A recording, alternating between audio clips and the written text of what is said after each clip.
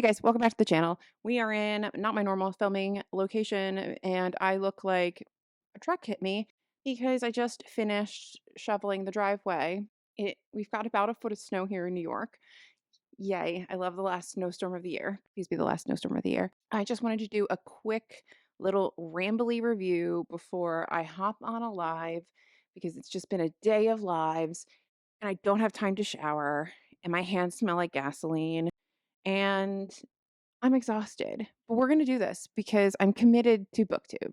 I just finished One Moonlit Night by Caradog Prichard, and it is time for me to talk about it. So if you missed KD Books' video from the beginning of March about celebrating all things Welsh literature and culture, etc., throughout the month of March.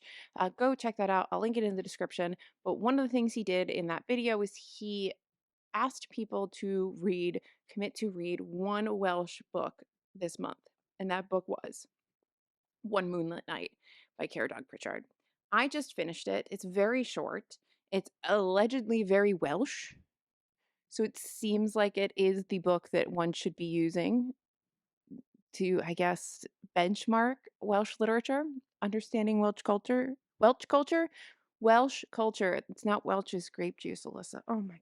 It's been a long couple of days. Anyway, moving on. So I just finished this book and let's talk about it. It is at its core a coming of age story about a young unnamed narrator in a small village in Wales. It is a village that relies heavily on the slate industry, slate mining. So it's not exactly a bustling little village. It's a pretty poor town. Uh, his dad is not in the picture because his dad passed away from an accident, and his mom basically lives off of benefits. This is around the time of World War One. Our narrator has two friends, Moy and Hugh, which I think I'm saying those correctly, and Kieran will correct me in the comments below. But he has got two friends.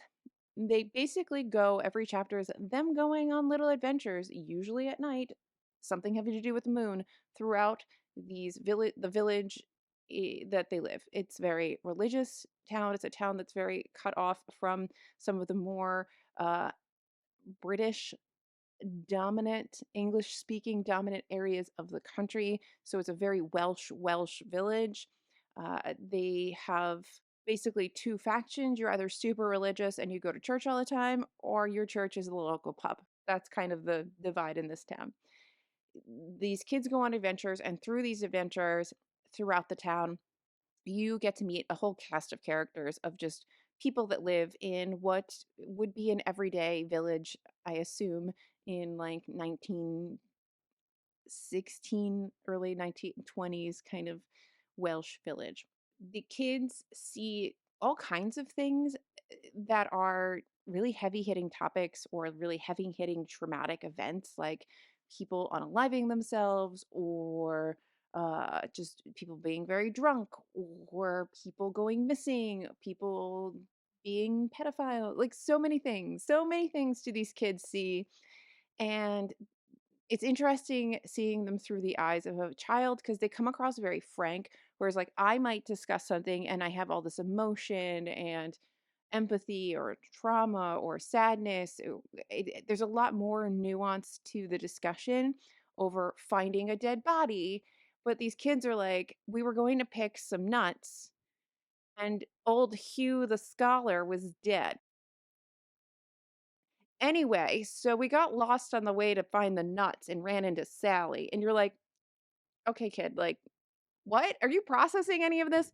But it also makes 100% sense because that's the way kids are. Like, kids don't necessarily process things the same way as an adult does. Things don't always register the same way to a child as they would to an adult. So it's a really well done narrative voice, in my humble opinion. You get a really great look at what village life may have been like at that time. You get a really interesting look at the poverty of these towns, how like relying solely on mining and relying solely on something like slate, which is not as like fancy as some of the more southern mines that make more money, how that affects the town. It's just a really interesting way to show different slices of life in a small village at a particular moment in history. Now, for the most part throughout this book, I was incredibly bored. I got what was going on. It felt like you were reading a bunch of interconnected short stories with our narrator being the thing that connects them. I didn't really get like a whole, there was something missing, I guess is what I'm trying to say throughout the entire book. For me, there was something missing until the very end. And I don't want to spoil anything, but basically, you have these like really sort of charming stories of the kids getting up to stuff. And then within the last maybe 3 or 4 chapters, things start to get really heavy. Our narrator's mom starts to go through some things that leads to certain events. There's a twist, like something happens, and you start to find out more about our narrator and our narrator and their motives, their uh, like their inner self a little bit more, and you get some more depth that you maybe weren't getting before because everything was so very superficial. Everything was being these kids are just being like hit with all this stuff, and it doesn't seem like anybody's taking anything in. And then at the end, you kind of realize that maybe some of these traumas are affecting this kid. Maybe being stuck in a place where you have a lot of poverty and where you don't have a lot of outlets for things and there's not really any future for you. You're not maybe going down the mines, you're not going out to sea, you're not passing away from some disease because you don't have good health care. What are you doing with your life? Where do you end up? What happens to the kid that gets stuck there? I've watched a few reviews and a lot of people have mentioned that this may be somewhat auto fiction for Pritchard, and that perhaps this is him writing a story about what his life could have been if he hadn't gotten out and gotten into journalism and become a writer and done all these things. Would he have stayed in this town, and what would have been his fate if he wasn't one to go down the mines, if he wasn't one to become a sailor, if he wasn't one to, I don't know, be a farmer? What would have been his fate? Weirdly, I kept plowing through this book because I was like, There's got to be a reason this is good. There's just gotta, like, I know I want to bail. I want to bail. I want to bail. Like, I get it. Kids, woo, moonlight, whales, cool. No, it's 100% worth sticking it through to the very end. It is not a long book. There's no reason why you can't. Because I think that twist at the end, though some people seem to, from the reviews I've looked at, find that to be somewhat controversial. I think the little twist at the end, though a bit jarring, gives this book the substance I felt it was lacking in the beginning. And I really enjoyed it. I'm very grateful that Katie has thrown this book out into the BookTube space and said, please read it. And I'm going to stand next to him and say, yeah, read it. I think this was great. So I'm looking for more Welsh writers, authors. If this is what you're throwing at me, if it's like Sarah Waters and this, I can get down with the Welsh literature. So please give me your recommendations. I've already read Peach and I liked it. So keep that in mind. Anyway, that is it. Thank you for watching. Like and subscribe.